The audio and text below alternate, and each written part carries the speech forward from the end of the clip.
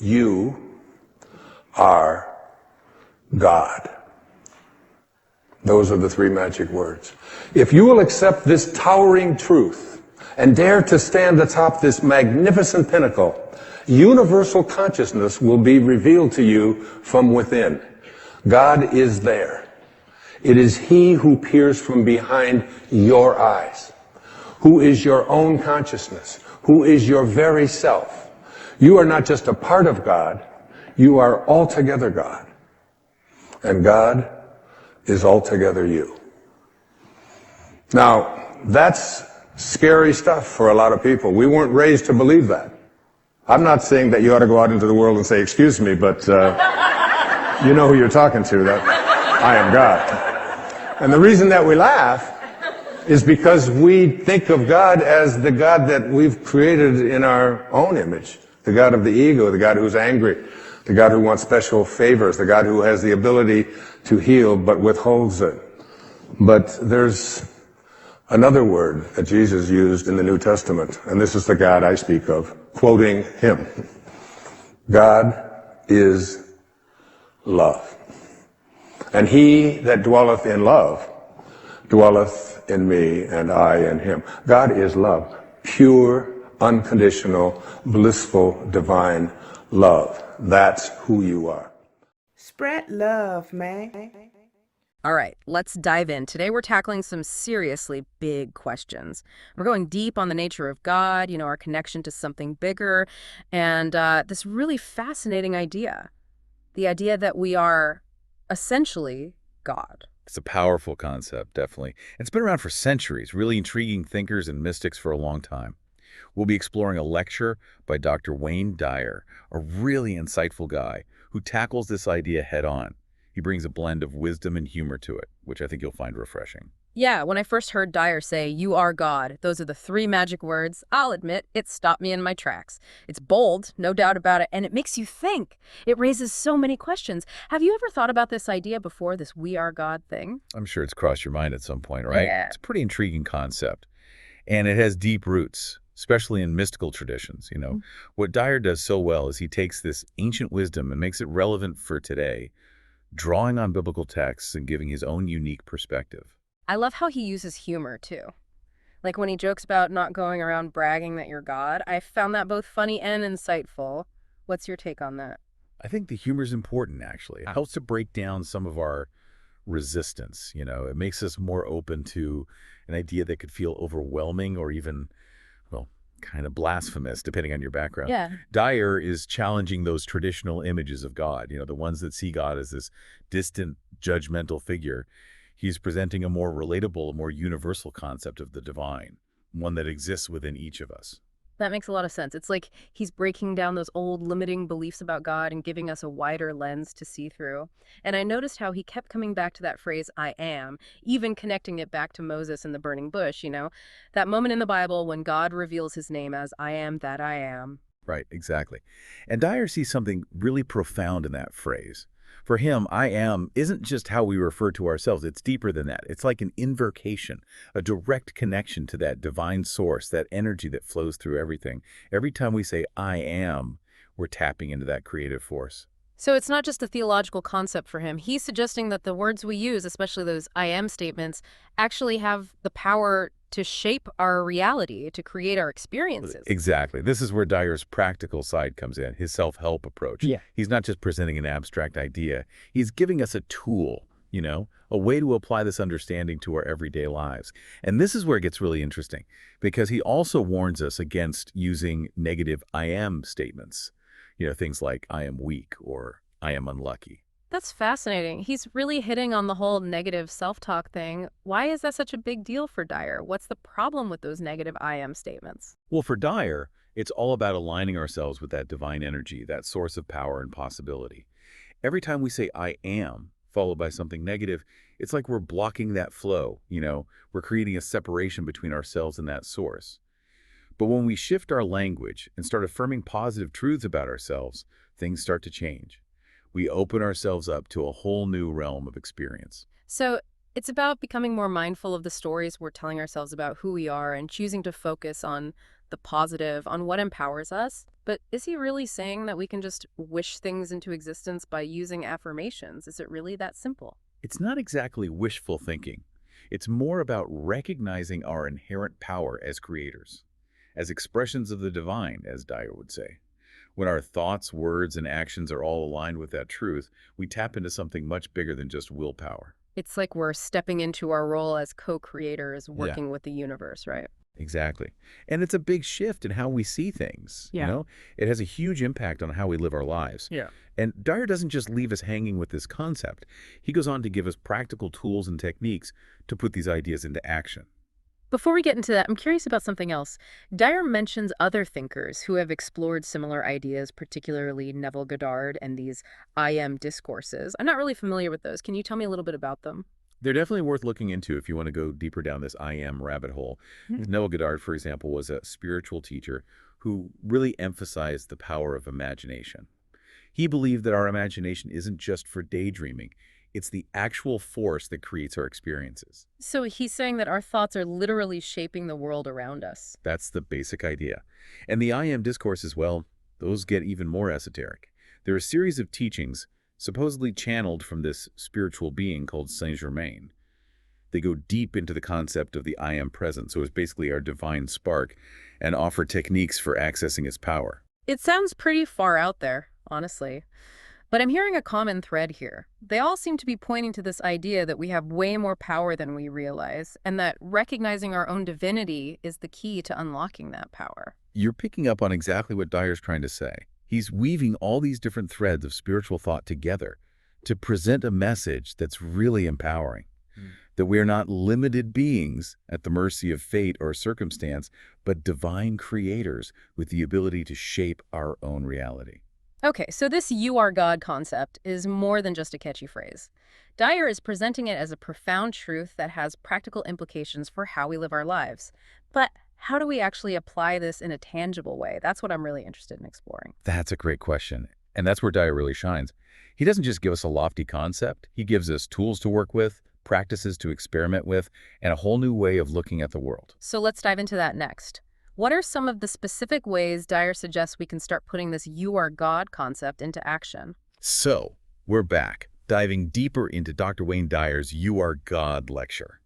We've been talking about this idea that we're not separate from the divine, but actually expressions of it. It's definitely a powerful idea, but I'm ready to get into the how-to stuff. How do we actually make this part of our everyday lives? Saying "I am God" is one thing, but actually living from that place of knowing, that feels like a whole different level. You're right, it's not just about understanding it in our heads, it's about really embodying it. Yeah. And Dyer gives us some really concrete tools to help us do that. One of the big ones he talks about is the power of affirmations. We touched on that a little earlier. Yeah, that idea that our words can actually shape reality.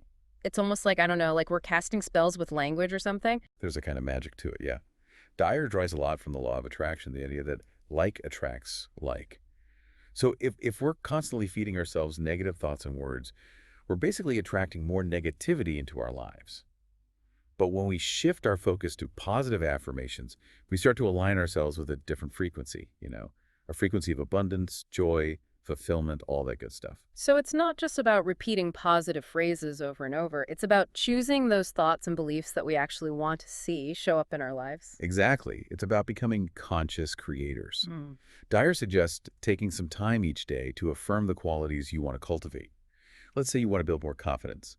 You might say something like, I'm confident and capable, Or if you're working on your health, you could affirm, I am healthy and vibrant. The key is to find affirmations that resonate with you personally and repeat them regularly with conviction. And he also talks about visualization, right? Like using our imagination to create a mental picture of what we want. I remember him saying, see it, feel it, believe it. Absolutely. Visualization is another powerful tool. Dyer encourages us to use all our senses when we visualize, to really feel the emotions that come with having achieved our goals. He even suggests creating a vision board, with images and words that represent what you want to manifest. So it's not just about seeing a picture in your mind. It's about experiencing it fully with all your senses, like embodying that reality before it actually shows up in the physical world. That's a great way to put it. It's about getting your thoughts, feelings, and actions all aligned with what you want. And this brings us back to Neville Goddard, who you mentioned earlier. He believed that imagination is the creative power of the universe, the force that actually brings things into being. That's right. Both Dyer and Goddard are saying that imagination isn't just for fun, it's a powerful tool for creation. Exactly. They encourage us to play with our imagination, to explore possibilities, and to trust in its ability to shape our reality. This is starting to feel pretty empowering, actually. The idea that we have this power within us to create the lives we want, that we're not just victims of circumstance, that's huge. It is. And Dyer reminds us that this power isn't something we need to earn or strive for. It's our birthright, as expressions of the divine. So it's not about becoming God, it's about remembering that we already are. Exactly. It's about letting go of those limiting beliefs and conditioning that have kind of clouded our true nature, about reclaiming our inherent power and divinity. Okay, so we've talked about the power of our thoughts and words, but what about our actions? How does this idea of you are God influence how we should act in the world? That's a great question. Dyer believed that living from this understanding that we're divine beings, it means acting with love, compassion, and kindness. It means recognizing that spark of divinity in everyone we meet, even the people who challenge us. So it's not just about personal transformation, it's about helping to create a more loving and compassionate world. Absolutely. Dyer believed that living from a place of love and connection benefits not just ourselves, but everyone around us. It's like we're radiating that divine energy outward, creating a ripple effect. It's funny. We often separate ourselves from others, see them as separate individuals with their own separate problems. But if we really embrace this idea that we're all expressions of the same source, that separation starts to disappear, doesn't it? That's a beautiful insight. Dyer talked a lot about interconnectedness, how we're all one at the deepest level. So acting from that place of oneness would naturally lead to more compassion and understanding. Exactly. It would mean seeing ourselves and others and treating them with the same love and respect we'd offer ourselves. This is all incredibly inspiring, but I have to ask, how do we reconcile this "you are God" concept with all the pain and suffering and limitations we experience as humans? Life can be really tough sometimes. That's something a lot of people struggle with. Dyer acknowledged that life can be challenging, but he also encouraged us to remember that we're not defined by our circumstances. He believed that even when things are difficult, we can choose to connect with our inner strength and resilience. He often used the analogy of a movie projector. A movie projector. That's interesting. Tell me more. He said our minds are like projectors, and our thoughts and beliefs are the films we choose to show. We can choose to project films of fear, limitation, and scarcity, or we can choose to project films of love, abundance, and possibility. We always have a choice. So it's not about pretending that challenges don't exist. It's about choosing to focus on the positive, on what empowers us, on what affirms life. Exactly. Dyer emphasized that we always have a choice. Even in the darkest times, we can choose to connect with that light within us. And this brings us back to the importance of those I am statements. Right. He was really adamant about avoiding those negative I am statements like I am sick or I am unlucky.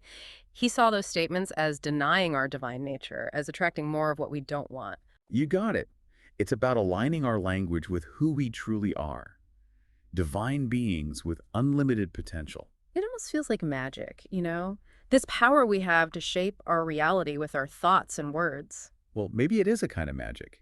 Dyer certainly believed that we can create magic in our lives. He encouraged us to embrace that inner magician, to play with possibilities, to trust in the power of our thoughts, words, and actions to shape our reality. So it's not about waiting for a fairy godmother to wave her magic wand. It's about realizing we hold the wand ourselves. We're the creators of our own fairy tales, right? I love that. It's so empowering. And it brings us to another important aspect of Dyer's message, the role of faith. He talks a lot about trusting in a power greater than ourselves, even when we can't see the whole picture. You're right. Faith is essential for manifesting our desires. It's about letting go, trusting that the universe is supporting us, and believing that anything is possible. So it's not about blindly believing in something we don't understand. It's about trusting in the inherent goodness of life and our own ability to create something positive. Exactly. Yeah. Dyer's concept of faith wasn't about blind belief. It was about a deep sense of connection to the divine, a trust in the wisdom and love that flows through everything. It's a beautiful concept, and it ties back to this idea that we're not separate from the source of creation, but actually an integral part of it. Absolutely. And when we embrace that understanding, we connect with an infinite source of love, power, and possibility. This has been such a rich conversation, and I feel like we've just scratched the surface of Dyer's wisdom. What else can you tell us about the practical steps we can take to cultivate this "you are God" mindset? I'm ready to put this into practice. We're back, wrapping up our deep dive into Dr. Wayne Dyer's lecture on You Are God. The It's been a fascinating exploration, really getting into those powerful ideas about our true nature and our potential as creators. Yeah, we've been unpacking what it really means to embrace this concept, and how we can tap into that divine power within. Dyer doesn't just give us this big idea and leave it at that, though. He offers some really practical tools and practices we can use to actually live from that place of knowing. And you mentioned he goes beyond just affirmations and visualizations. Like, he suggests some specific spiritual practices, right? Things we can do to deepen that connection to the divine and really integrate this understanding into our lives. Exactly. He takes it a step further, beyond the mental, and offers practices that can really help shift our whole being. Yeah. One that he really emphasizes is meditation. He talks about it as a way to quiet the mind, to connect with that stillness within. Meditation. I've tried it on and off, but I always seem to struggle with quieting those racing thoughts. Any tips from Dyer on how we can actually access that deeper level of awareness? Well, Dyer saw meditation not so much as trying to empty the mind completely, but more about connecting with a deeper level of consciousness, beyond all that surface level chatter. He believed that through practice we can tap into a source of wisdom and peace, a real sense of connection that's always there, but often hidden beneath all the mental noise. So it's not about forcing our minds to be silent. It's more about shifting our focus to that deeper space within. Exactly. It's about cultivating that inner peace, that clarity and connection through consistent practice. And Dyer believed that even a few minutes a day could make a real difference. That's encouraging. He also talks a lot about gratitude, right? I've heard that focusing on what we're thankful for can really boost our well-being. How does Dyer connect gratitude to this idea of you are God? Gratitude is a big one for Dyer. He believed that when we focus on what we're grateful for, we shift our energy from lack to abundance. It's about appreciating all the good things in our lives, both big and small. And this ties in perfectly with the You Are God concept because it's acknowledging the inherent goodness and abundance of the universe, of which we're a part. It's like we're sending a message to the universe saying, hey, we're open to receiving more good stuff because we appreciate what we already have. Right. It's about cultivating that attitude of abundance. And that shift in perspective can really change everything. Another practice Dyer mentions is forgiveness. I remember him saying something like, holding on to anger is like drinking poison and expecting the other person to die. Powerful image, right? Dyer believed that forgiveness is so important for our own well-being. It's not about condoning what someone did, but about letting go of that negative energy we're holding on to. He saw it as a gift we give ourselves, a way to free ourselves from the past. So it's about recognizing that holding on to anger and resentment ultimately just hurts us. Exactly. And remember, forgiveness is a process. It's not just a one-time thing. It might take time and effort, but it's a path to freedom. So we've got meditation, gratitude, forgiveness. Any other practices Dyer recommends? He also talks about spending time in nature. He saw nature as a powerful source of healing and inspiration, a reminder that we're all connected. I definitely get that. Being in nature always makes me feel more grounded, more connected to something bigger. Me too. Dyer saw nature as a reflection of the divine. It reminds us of the beauty and harmony, the abundance that's inherent in the universe. So it's not just about going for a walk to get some fresh air. It's about consciously connecting with the energy of nature, letting ourselves be nourished and inspired by it. Exactly. It's about remembering that we are a part of nature, not separate from it. Well, this deep dive has been an incredible journey. We've explored some really profound ideas, from that radical concept of you are God to the practical tools and spiritual practices that can help us actually live from that understanding. Dyer offers such an empowering perspective. He really does. And in the end, it all comes back as self-empowerment, to realizing our true nature as divine beings. So if we really embrace this understanding, how does it change how we live? How does it shift our relationships, our work, our interactions with the world around us? Dyer doesn't lay it all out for us. It's not a step-by-step guide. It's more like he's inviting us on a journey of self-discovery, an awakening to our full potential as expressions of the divine. He encourages us to explore these ideas, to experiment with these practices, and to discover for ourselves what it means to live from that understanding that you are God. And maybe as we start to live from that place, really embody it, we might find that we're able to create a more loving, compassionate, and abundant world. Not just for ourselves, but for everyone. It's a beautiful possibility, isn't it? It really is. Well, this brings us to the end of our deep dive into Dr. Wayne Dyer's You Are God lecture. We hope this has sparked something in you, inspired you to continue exploring these ideas. Remember, you are powerful. You are capable of creating a life filled with joy, meaning, and purpose. Go out there and make some magic. And until next time, may you always remember the truth of who you truly are.